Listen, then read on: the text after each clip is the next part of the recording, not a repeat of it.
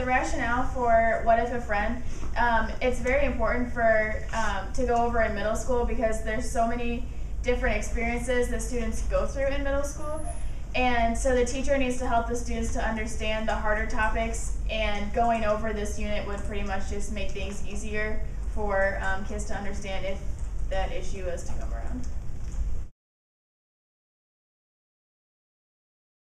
On the adolescent development, each teenager is an individual with a unique personality and special interests of likes and dislikes.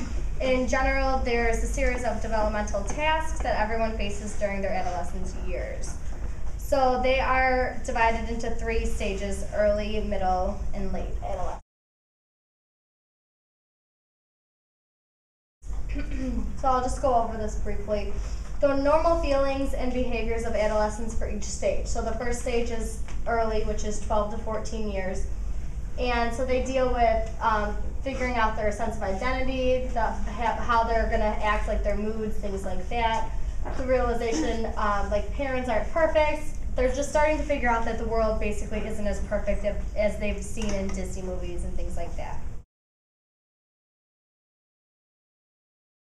The second one is middle, which is 14 through 17, and this is when they start to figure out like efforts to make new friends, dealing with their inner experience of what's actually going on, not just with their own problems, but their friends. And teenagers will naturally figure out that like their feelings and behaviors are what they are, and how are they going to deal with it in each stage, and just kind of figuring out how to handle each given scenario.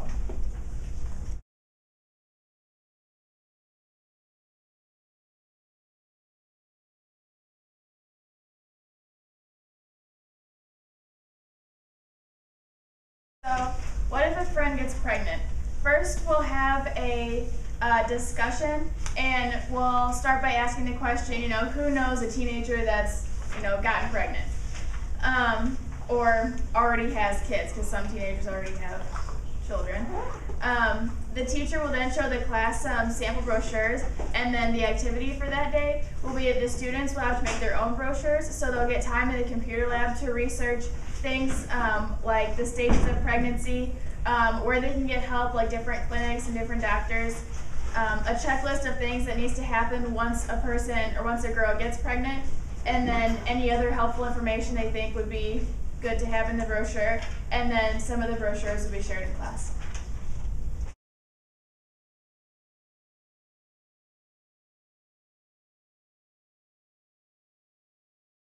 By asking the question once again, who knows someone that either smokes and or drinks? This one's going to be a little different because we're going to split the class into 4 groups. One group will be positive for smoking, one group will be against smoking, one group will be for drinking, and one group will be against drinking.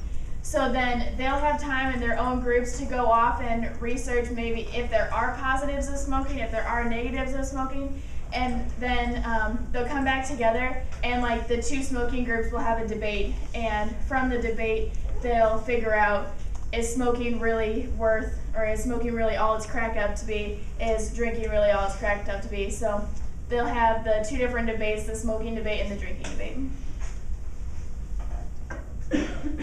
Okay, what if a friend has parents?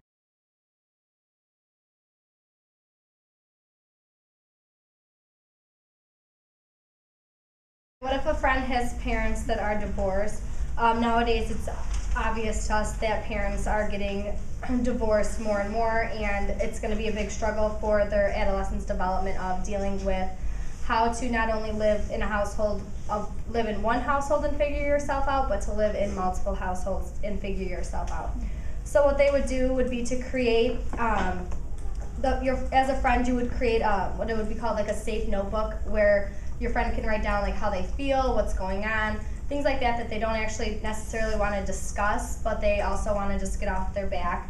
So they would create like the front of the notebook, you'd put pictures and stuff like that of you and your friend, and basically you would just pass it like notes, but in a notebook container of, this is how I'm feeling today, or my parents were on the phone fighting last night and it made me upset. Stuff like that to get them to actually express their feelings without having to verbalize, because a lot of young students have problems talking about their problems, and writing is a way for them to discuss it and not feel awkward about the face-to-face confrontation of it.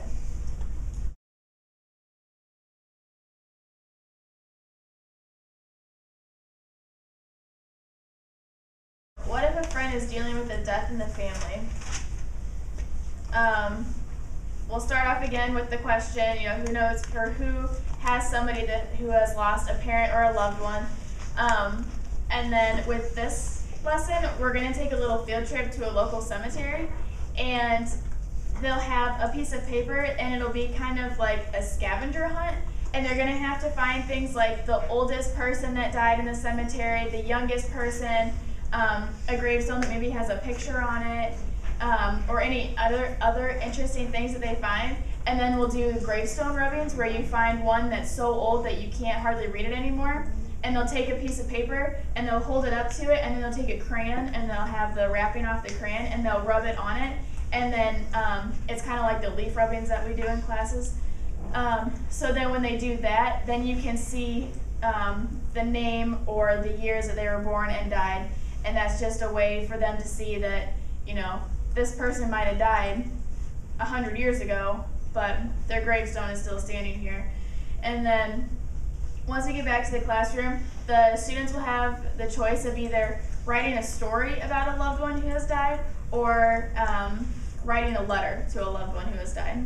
And then if anybody feels comfortable after that, at the end of the lesson, they can share.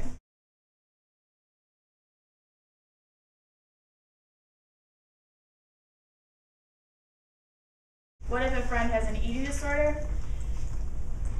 Everyone will write down at the beginning what they know about eating disorders, and then they'll have a class discussion about what they know already, and the teacher will write up the students' comments on the board, and then they'll go over mainly obesity and anorexia.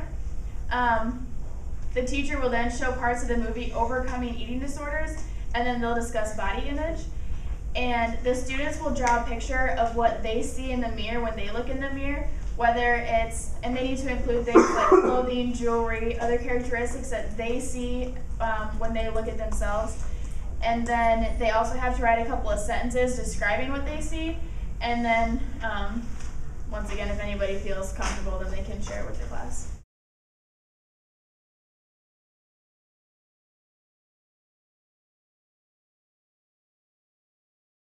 Okay, what if a friend has same-sex parents? This is becoming more discussed nowadays. Like, if you guys watch the show Glee, Rachel's parents are same-sex and things like that.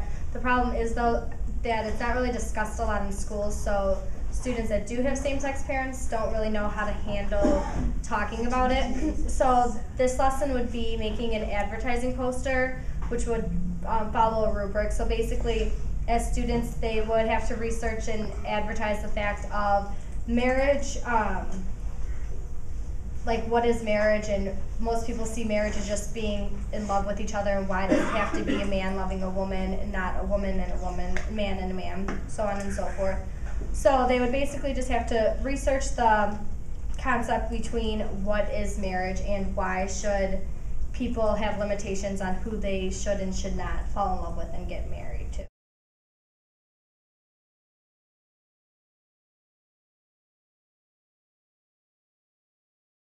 What if a friend does not have money? This one would be creating a budget. So each student would have a different scenario of, let's say Julie has 2 parents living in a household, 6 kids, a cat and a dog, on a $200 a month budget. And then let's say that Tiffany has a household with 1 parent, 1 child, and a dog on a $400 budget. Things like that, and they'd have to figure out, at the grocery store, how much money they could spend and what they could buy with that money. And it gives them the idea, too, of quantity over quality. And as students, that we can't always pick on people because they have the new iPod and this one doesn't. And just kind of get the understanding of, what if you did lose everything and this is the budget that you had to go off of learning to not judge because of money when they are only having that certain amount to work with.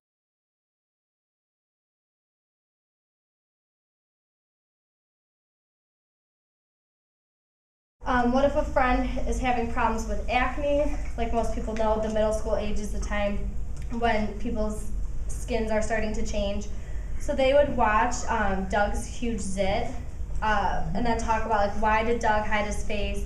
Is acne something that you can control?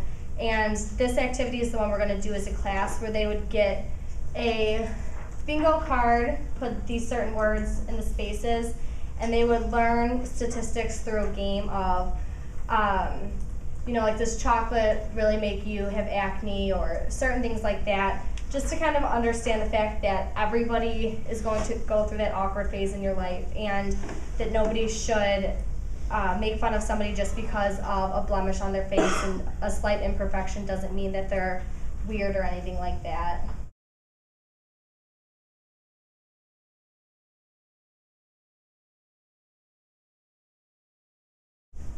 What if a friend is being emotionally, physically, verbally, and mentally abused? They would watch 3 videos basically just explaining the different types of abuse, and then discuss why people abuse, like what do you do if your friend's being abused, what is considered abuse, so on and so forth. And then they would have a 30-minute free write where they would either A, write a letter to somebody like, why did you abuse me, or B, write one like, I'm sorry so-and-so for abusing you. And at the end of the lesson, the teacher would have a bucket of water and would put all the letters in the water for the paper to like just disintegrate and stuff, to show them that like everybody has a bad past, but as soon as this water cleared the ink off the paper, you are now cleared of the problems that you've had. So just kind of show them that if you did abuse people beforehand, like to learn from your mistakes and that, or if you were abused, to be able to kind of get all of your feelings off of your back without having to sit down and talk to somebody about it.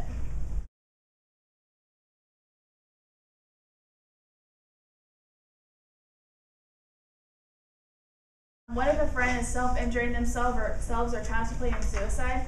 We'll start by showing a short video, and then the students will be put into groups to make posters, and on the posters they need to include facts of suicide, myths of suicide, students who are at higher risk for suicide, warning signs, and verbal signs of suicide.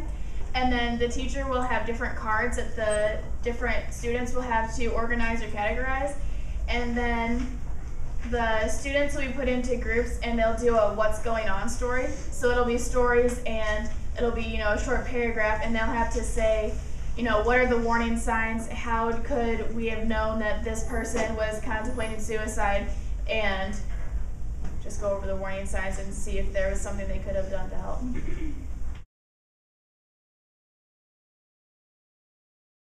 Okay, our unit assessment would be a paper based off of what is a friend.